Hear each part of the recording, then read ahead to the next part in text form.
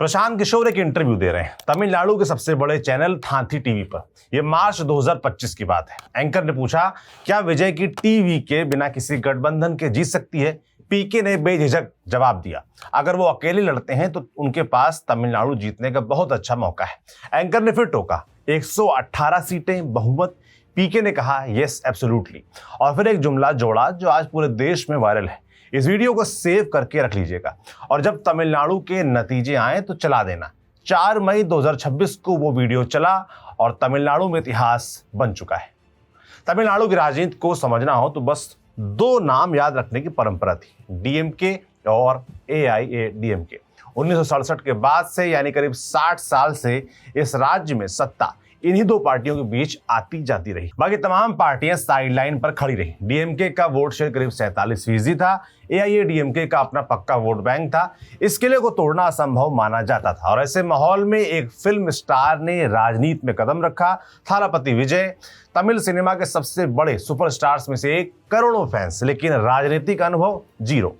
उन्होंने अपनी पार्टी बनाई, तमिल लगा वेत्री कजगम यानी टीवीके, और फैसला किया कि 234 में से 234 सीटों पर अकेले लड़ेंगे। ना डीएमके से हाथ मिलाया, ना एआईएडीएमके का साथ लिया। तमाम एक्सपर्ट्स हंसे, मीडिया ने इसे राजनीतिक आत्महत्या कहा, लेकिन एक आदमी था जो मुस्कुरा रहा था और वो थे प्रशांत किशोर। बिहार में जनसुराज पार्टी का चेहरा, मशहूर चुनावी रणनीतिकार, वही पीके जिन्हें 2014 में नरेंद्र मोदी की ऐतिहासिक जीत के पीछे काम करते देखा गया। 2015 में बिहार में नीतीश कुमार और लालू की जोड़ी ने बीजेपी को हराया तो वो भी पीके की रणनीति के सहारे। 2019 में जगन मोहन रेड्डी ने 175 में से 151 सीटें जीती, पीके के स्ट्रेटजी की बदौलत। 2021 में ममता बनर्जी ने बंगाल में बीजेपी को रोका, इसके पीछे भी पीके थे। खैर, कई हार भी हैं उनके हिस्से, खासतौर पर 2017 की यूपी वाली, जहां यूपी के 2 लड़कों को वो नहीं जितवा पाए थे। और सबसे बड़ी हार तो खुद की ही है पिछले बिहार विधानसभा चुनाव में, जहां उनके बड़े बड़े दावों के बीच उनकी पार्टी का खाता भी नहीं खुला था। खैर, अपना चुनाव लड़ने से पहले, बिहार की राजनीति में फुल टाइम एंट्री लेने से पहले 2022 के बाद पीके ने ऐलान किया कि अब वो किसी के पेड कंसल्टेंट नहीं बनेंगे। उन्होंने बिहार में अपनी खुद की पार्टी बनाई, जनसुराज नाम रखा, खुद सियासत में उतरे, लेकिन एक पुराना दोस्त उनका इंतजार कर रहा था तमिलनाडु में, थालापति विजय। पीके ने खुद कहा था, हम राजनीतिक सहयोगियों से ज्यादा दोस्त हैं।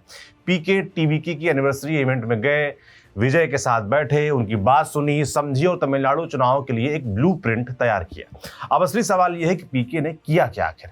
सिर्फ भविष्यवाणी की या कुछ ठोस काम भी किया? तो हाँ, काम किया। उनकी रणनीति के 3 बड़े मंत्र बताए जाते हैं। पहला था अकेले चलो का फैसला। पीके ने विजय को गठबंधन से मना किया, क्योंकि अगर टीवीके एआईएडीएमके के साथ जाती तो वो एक नई ताकत नहीं रहती, वो एक जूनियर पार्टनर बन जाती। जनता को बदलाव नहीं दिखता, बस वही पुरानी राजनीति नए चेहरे के साथ। लेकिन अकेले लड़ने से टीवीके ने एक संदेश दिया, जहां तमाम पार्टियां मैदान में गठबंधन के सहारे खेल रही हैं, विजय थालापति अकेले खड़े नजर आए तमाम पार्टियों के खिलाफ। पीके का दूसरा मंत्र था डीएमके के गणित को चुनौती देना।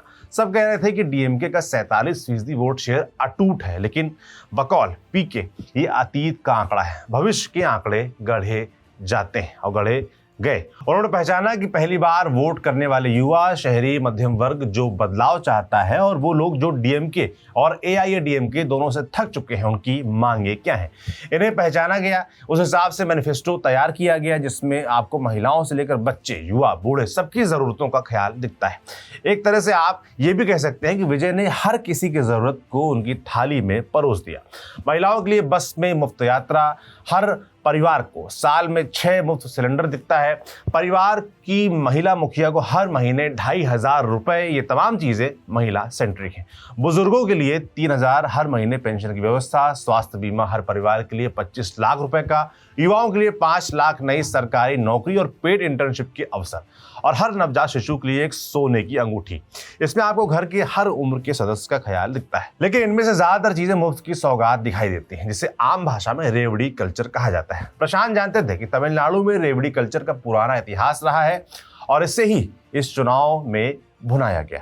तीसरा और सबसे ज्यादा चौंकाने वाला मंत्र था चेन्नई में सेंध लगाना। चेन्नई हमेशा से डीएमके का सबसे मजबूत गढ़ रहा है। पीके की स्ट्रेटजी का कोर यही था कि जहां दुश्मन सबसे मजबूत हो वहां पहले अटैक करो। शहरी कंस्टिट्यूएंसीज में फोकस्ड कैंपेन चलाई गई, युवा कैंडिडेट्स उतारे गए, डिजिटल आउटरीच को एग्रेसिव तरीके से इस्तेमाल किया गया और नतीजों में चेन्नई की कई परंपरागत डीएमके सीटों पर टीवीके की लहर साफ दिखी, कई मंत्री तक हारे।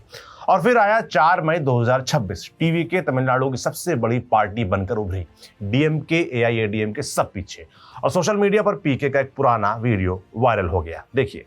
Dhoni is more popular in Tamil Nadu than Prashant Kishor, but make no mistake, next year when I contribute and I help you win,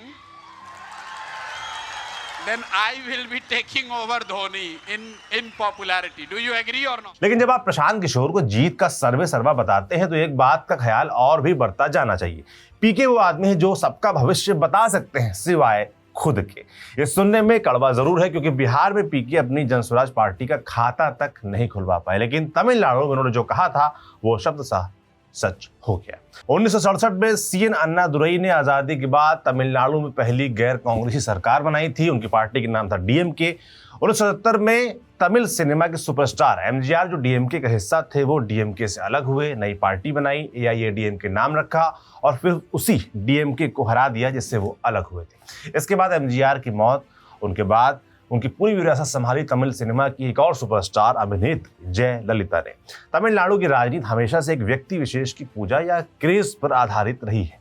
Jayalalithaa की मौत के बाद ये स्पेस खाली था और विजय उसी स्पेस को भरने आए और उन्होंने ये काम बखूबी कर भी दिया।